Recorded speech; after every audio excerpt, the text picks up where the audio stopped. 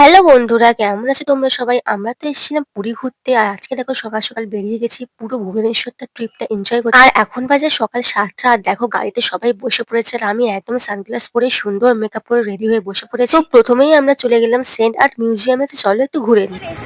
Art museum. তো চলো আর এই হচ্ছে আমার দিদি। তো চলো সুদাম সেন্ট আর্ট মিউজিয়াম ওখানেই রয়েছে। তো চলো এখন এন্ট্রি দেখা যাক মিউজিয়ামে কি কি রয়েছে। তো চলো একটা করে আপডেট।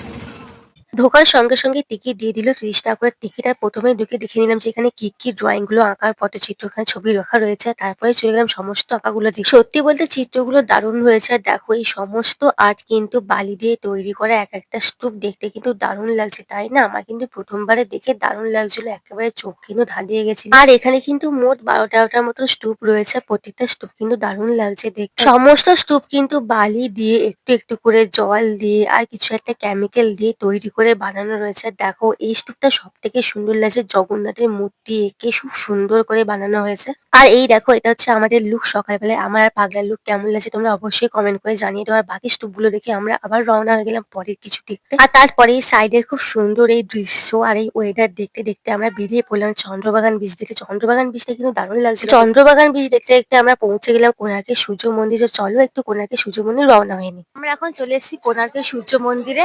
আর দেখো এখান থেকে দেখা যাচ্ছে ওই দূরে। আর চারদিকে কি সুন্দর একদম পরিবেশ, কত লোকের ভিড়, দেখতে কত সুন্দর লাগছে, তাই না? তো চলো ভেতরটা দেখি কি কি রয়েছে আর কোথাটা ঘুরবো আর সবকিছু শেয়ার করবো। আর এই হচ্ছে আমার ফাইনাল লুক। তো চলো যাওয়া যাক।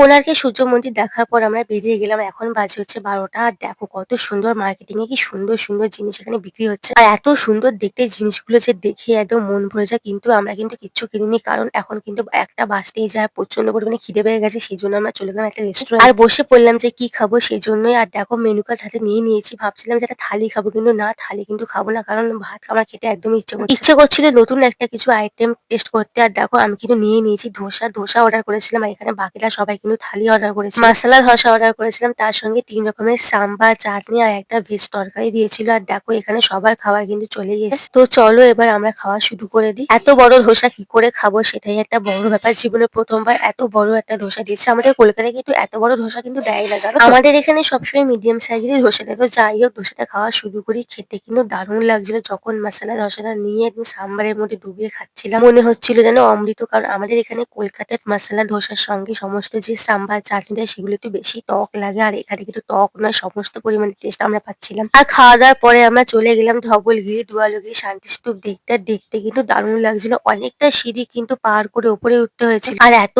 কড়া রোদের মধ্যে উপরে ওঠা সিঁড়ি দিয়ে একটা আলাদাই একটা কষ্ট ব্যাপার। যাই হোক উপরে ওঠার পর যখন দৃশ্যটা দেখলাম মন একেবারে শান্তি হয়ে গেছে। তো যাই হোক চারদিকটা খুব ভালো করে দেখলাম। এখানে দেখো বাইরের দৃশ্যটা কত সুন্দর লাগছে, তাই না? দেখে মনে হচ্ছে যেন একেবারে কুয়াশায় ভর্তি, কিন্তু একদমই না, এগুলো কিন্তু একদমই কুয়াশা নয়, এগুলো হচ্ছে ধোঁয়া। তারপরে সেখান থেকে বেরিয়ে এক গ্লাস আখের রস খেয়ে নিলাম, যেহেতু আরো অনেক সাইট সিন আছে সেগুলোই দেখতে হবে। তারপর আবার কি এক গ্লাস ঠান্ডা ঠান্ডা আখের রস খেয়ে সোজা বেরিয়ে পড়লাম লিঙ্গরাজ মন্দিরে দেখতে। ভেতরে ফোন এলাও নয়, তাই বাইরে থেকে খুব সুন্দর করে ভিডিওটা করে নিয়েছি যাতে পরে আমরা দেখতে পারি সেই জন্য। আর তারপরে ওখান থেকে বেরিয়ে চলে গেলাম উদয়গিরি।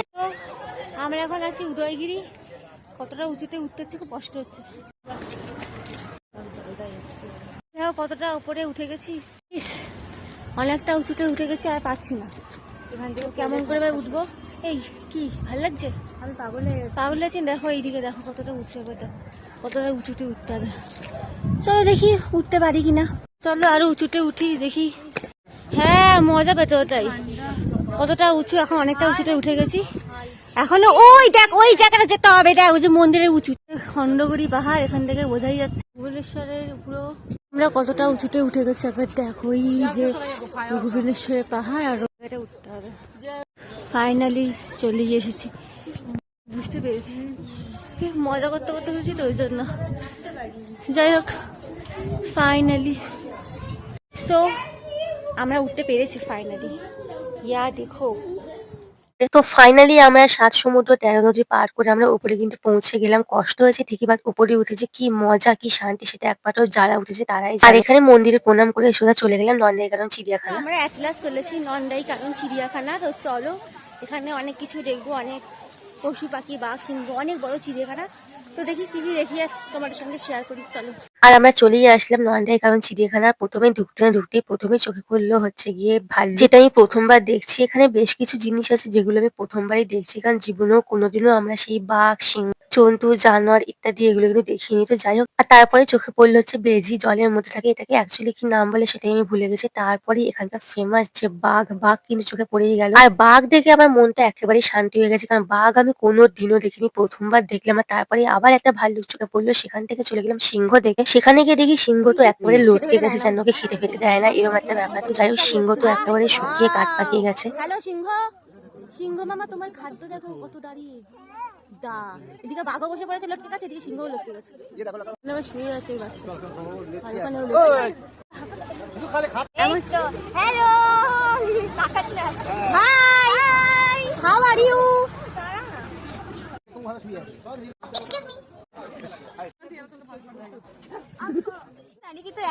এটা হচ্ছে সাদা বাঘ, আর ঠিক তার বন্ধু হচ্ছে ওই যে রয়্যাল বেঙ্গল।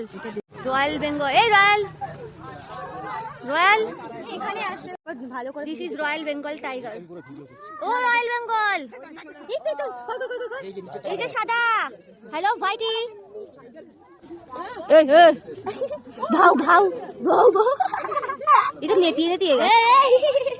এই মেসেজ করছিস কেন রে? দেখতে দেখতে এদিকে আয়, এদিকে দেখতে হেভি লাগছে। তো রয়্যালটা দেখি, জুম করেছিস? Royal Bengal tiger,